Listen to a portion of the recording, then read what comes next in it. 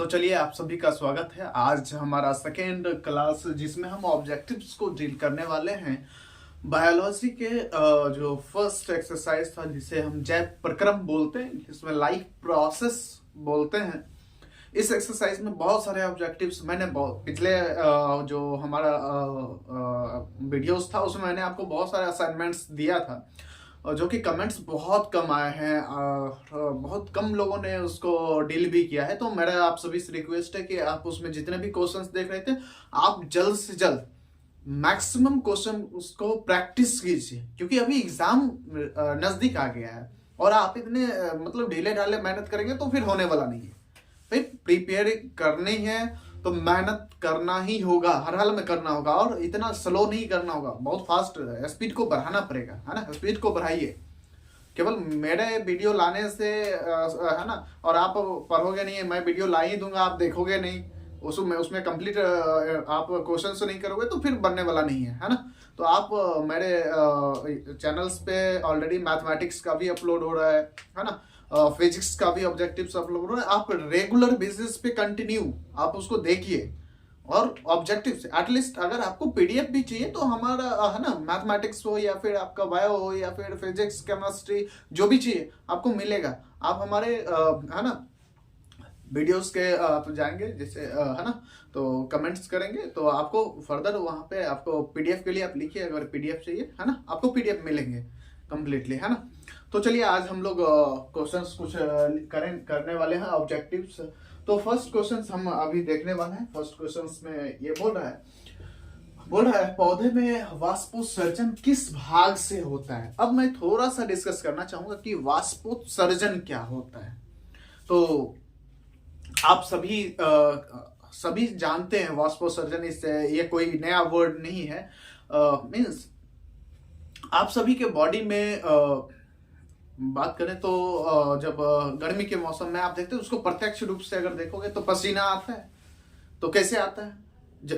पूरे स्किन को फाड़ करके आता होगा, हाथ को फाड़ करके आता होगा, नस कट के आता होगा अलग से। ऐसा होता है क्या? ऐसा नहीं होता है।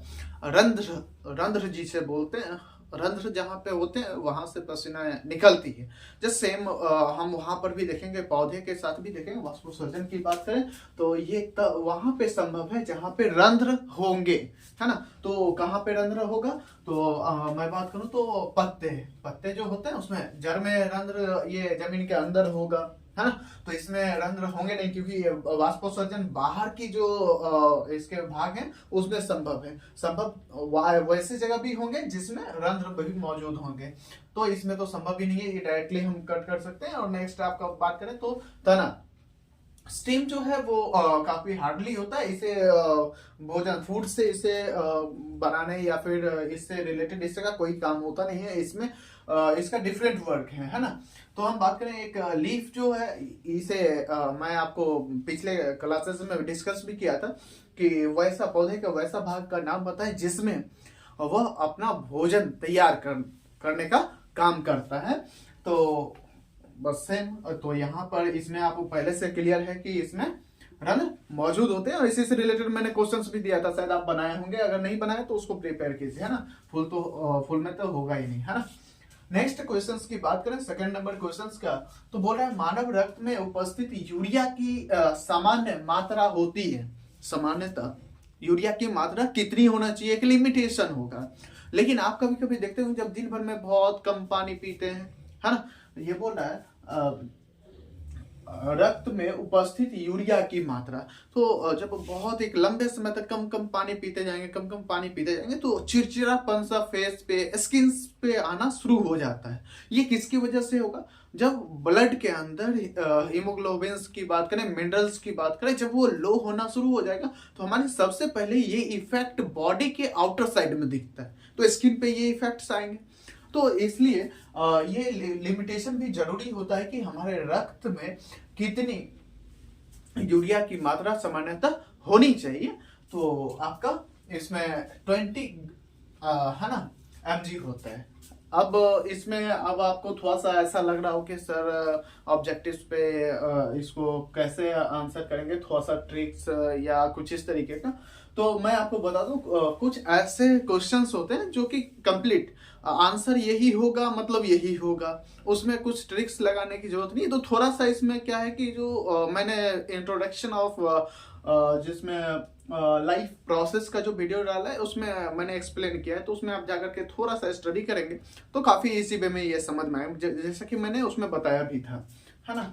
तो नेक्स्ट क्वेश्चंस को हम थोड़ा सा देखने वाले बोल रहा है, श्वसन क्रिया के दौरान कितनी प्रतिशत ऊर्जा ताप के रूप में निष्कासित होती है। अब आप सभी श्वसन तो ये जो प्रोसेस है ये तो करते ही करते हो, रेस्पिरेशन तो चलता ही रहता है। जिस दिन ये स्टॉप हुआ उस दिन आपका बात खत्म, खेला खत्म, चैप्टर क्लोज, है ना।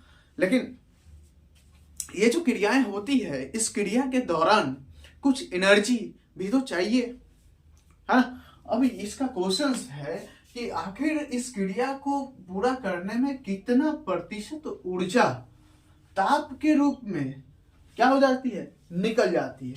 अब इसका एग्जाम्पल, अभी का मौसम एकदम सुटेबल है।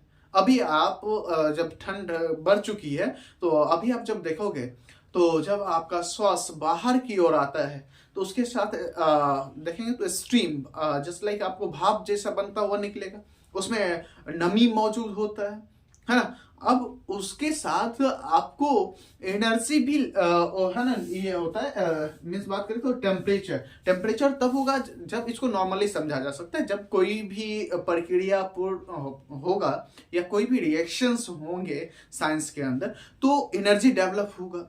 एनर्जी डेवलप तब होगा जब कोई एक सोर्स हमारा क्या होगा, बर्न होगा, या फिर उस सोर्स को खत्म कर रहे हैं तो जाकर के नेक्स्ट बाय प्रोडक्ट्स हमारा बनेगा।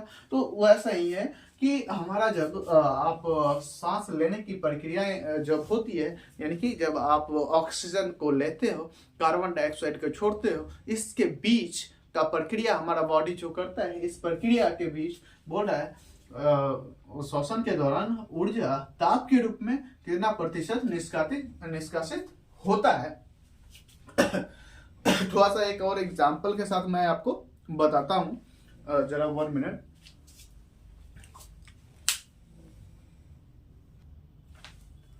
तो चलिए थोड़ा सा डिस्टरबेंस, हम क्वेश्चंस पे थे। श्वसन की क्रिया के दौरान कितनी प्रतिशत ऊर्जा ताप के रूप में निष्कासित हो जाता है। ये एक्चुअली अमाउंट्स में नहीं पूछ रहा है, एक परसेंटेज वैल्यू पूछ रहा है। तो ये भी हमारा जैसा थ्योरेटिकल है, इसमें हम कुछ ज्यादा एक्सप्लेनेशन की हमें है ना डीपली जाने की जरूरत नहीं है। डायरेक्ट इसका आंसर हम देखें तो ये 20%। अब ये लग रहा होगा सर ये कैसे होगा, मतलब आप ऐसे कर तो देखिए कुछ चीजें जो है वो फिक्स है ना, कि हाँ इतना होगा। अब इसमें हम डीपली चलेंगे इंट्रोडक्शंस में, और फिर हमें एक नेक्स्ट जो लास्ट क्लासेस होंगे उसमें आपको ब्रीफली एक्सप्लेन करेंगे, जिसमें आपको कुछ क्वेश्चंस भी कवर होने वाले हैं, है ना। अब मैं बात करता हूँ नेक्स्ट क्वेश्चंस, जिसमें बोला है मनुष्य में वृक्क एक तंत्र का भाग है जो संबंधित है।